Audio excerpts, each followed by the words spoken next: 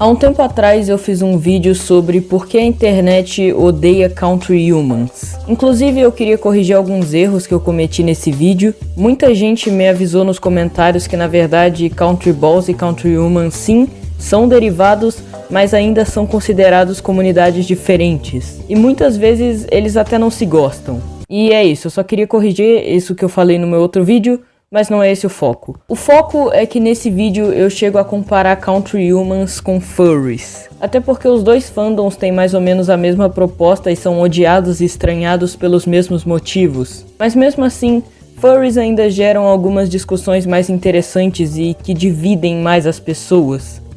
Mas o que exatamente são Furries? Furries são basicamente animais antropomórficos, ou seja, animais com características humanas. Na maioria das vezes, os animais que esse fandom humaniza são mamíferos que têm pelo. Inclusive, furry traduzido do inglês significa peludo. Mas mesmo assim, ainda existem furries de outras espécies, como répteis. Eles são mais raros de você encontrar, mas ainda estão lá, ainda existem. Então, seguindo essa lógica, é fácil chegar à conclusão de que todos os personagens de Zootopia são furries, grande parte dos personagens de BoJack Horseman são furries, uma grande maioria dos personagens da Disney são furries. Na verdade, furries estão na nossa cultura há muito mais tempo do que você imagina.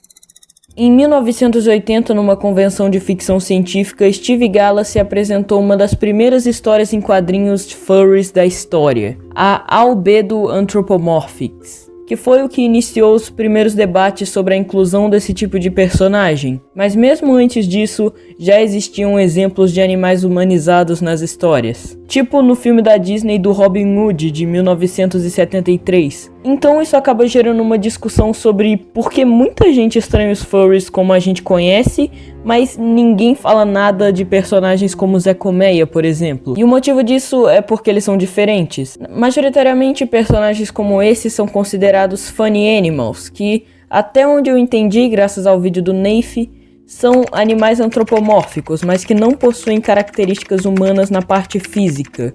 Mas mesmo assim, isso ainda não justifica a seletividade no desconforto. Então, no fim, por que as pessoas acham furries algo tão esquisito?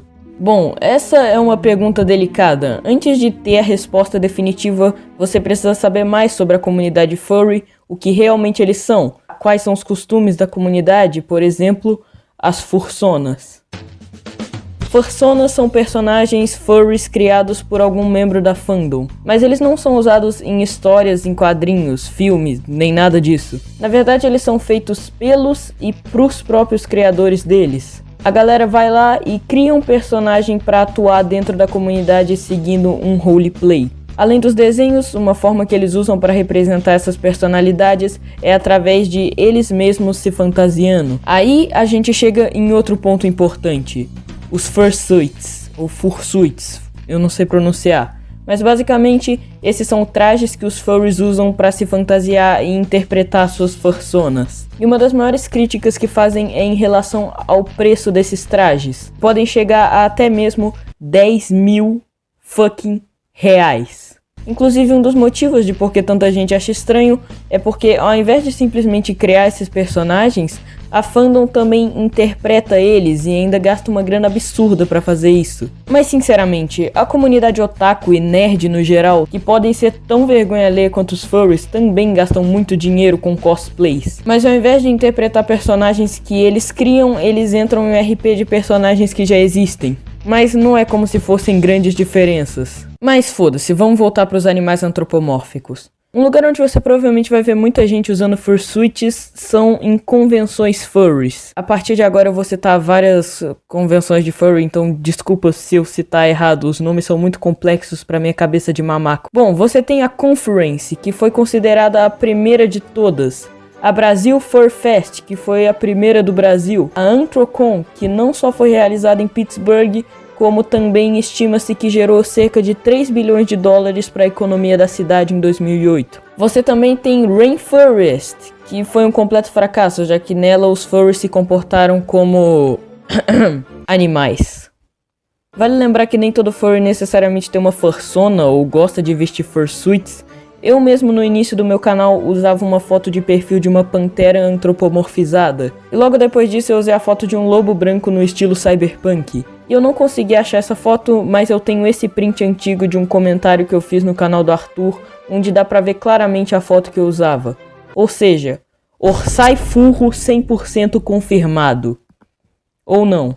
Na verdade eu nem sabia que furry era uma comunidade nessa época, eu só achava legal esse estilo de arte. Mas mesmo assim eu estranhava quando via alguma fantasia furry na internet. Eu pessoalmente acho muito feio, então sim, você pode ser furry e não gostar desses trajes. Eu particularmente gosto de algumas artes furries, algumas delas são realmente daorinhas, tá ligado? Muitas dessas artes podem ser encontradas por aí em comunidades furries espalhadas pela internet. Exatamente, você não ouviu errado, pela internet. Essa é a raiz do problema real envolvendo hate a essa comunidade. Provavelmente você já ouviu falar sobre Rule 34, a regra da internet que diz que se alguma coisa existe, também existe pornografia dessa coisa. Na maioria das vezes os NSFW sobre qualquer coisa podem ser considerados só esquisitos ou engraçados, mas no caso dos furries, é considerado criminoso. O IF, que é no caso a sexualização de furries, é muito relacionada à zoofilia, que por acaso é um crime sério que pode dar em bons anos de cadeia. E é por causa disso que o senso comum acaba sendo que sexualizar animais antropomórficos é algo bizarro. Mas em contrapartida tem várias explicações mais psicológicas, que afirmam que o que causa a atração não é exatamente o animal, mas sim as características do corpo humano nele. E por mais que isso seja uma justificativa um tanto quanto válida, foda-se.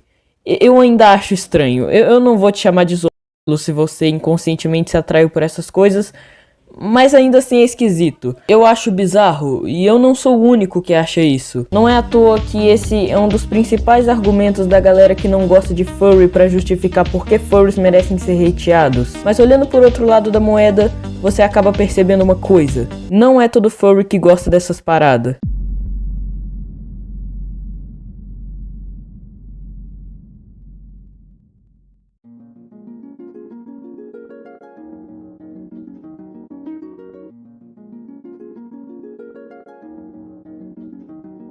A realidade é que é só uma parte bem pequena e degenerada da comunidade furry que compactua com isso, e a grande maioria da fandom também odeia quem compartilha essas coisas. E eles tentam ao máximo desatrelar a imagem dos furries a isso, mas acaba ficando um pouco difícil quando com uma pesquisa rápida no Google você já encontra várias artes mais 18 dessa comunidade. A forma como os furries foram apresentados pra internet acabou manchando a imagem deles. Por isso tanta gente tem remorso na hora de falar bem ou algo do tipo. Não é à toa que commissions de desenhos furry são muito mais caras do que as de desenhos considerados normais. Como a imagem dos artistas pode acabar sendo manchadas por vender esse tipo de coisa, é difícil achar alguém disposto a fazer commission dessas artes. Por causa disso, artistas furries cobram mais, e quem encontra um artista disposto a fazer isso, na maioria das vezes também está disposto a pagar mais. Bem, eu não acho que tem muito mais o que adicionar, então tchau.